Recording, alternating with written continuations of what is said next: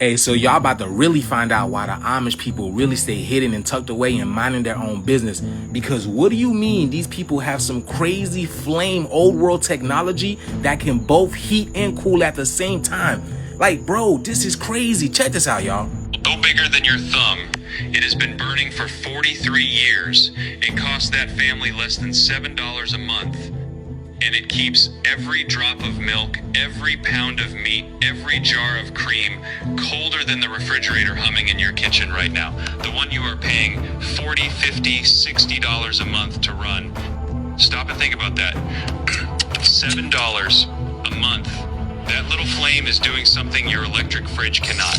No motor, no compressor, no electricity, no monthly bill from the power company. The Amish have been using this exact method since 1922. The same year your grandfather was learning to drive a Model T. They never needed General Electric. They never needed a power grid. They never needed permission. The first time I walked into one of these homes outside Millersburg, Ohio, I spent 20 minutes looking for the hum. You know that hum. That low background drone every American kitchen has. It was not there.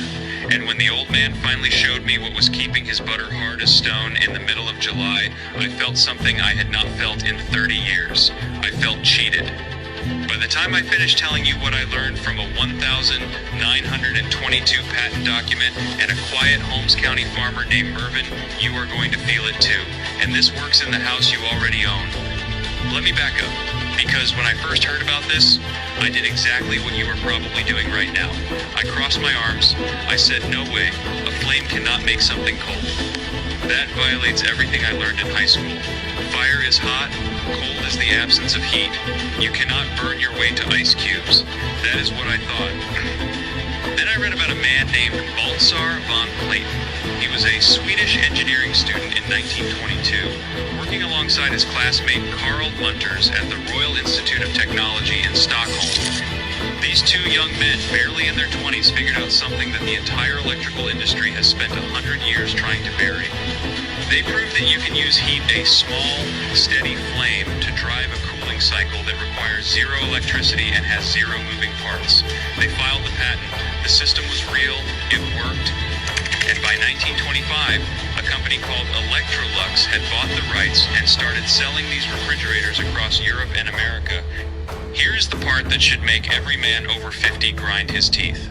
By the late 1930s, the American electrical industry realized this technology was a problem.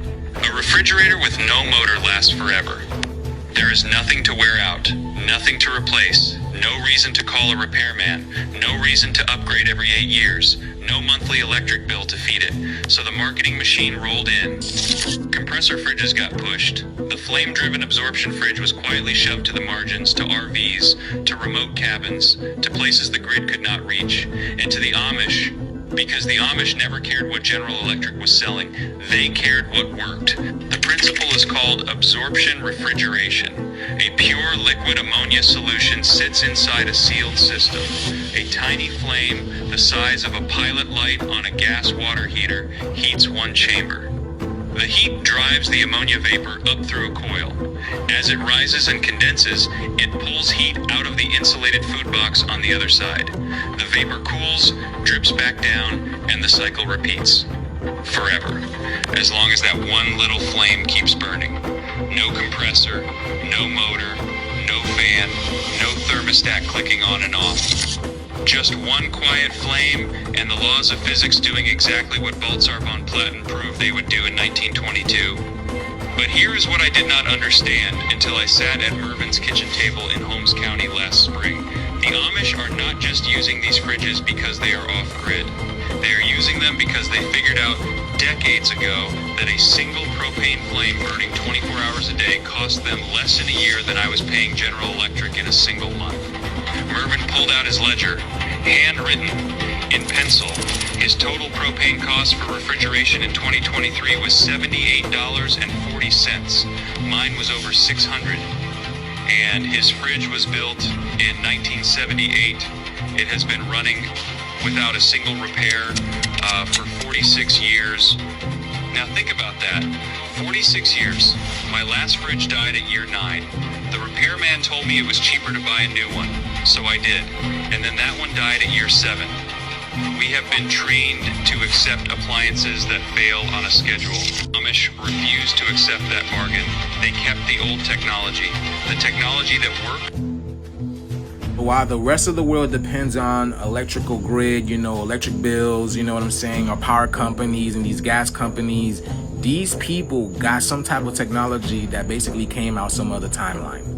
The crazy thing is, this type of technology was created in 1922. Sounds like some type of Tartarian technology to me. So it seems like we have gotten worse. The technology has gotten worse over the age, especially to the fact that it's causing electromagnetic radiation and cooking some people. But yes, y'all, this makes sense as to why we don't see these people around, man. They're really hiding the good technology, bro. This isn't, bro. Well, you don't know, man. But let me know what you guys think about this, man. Did y'all know this stuff, man? The shift is here. Let's continue to get it. Peace out.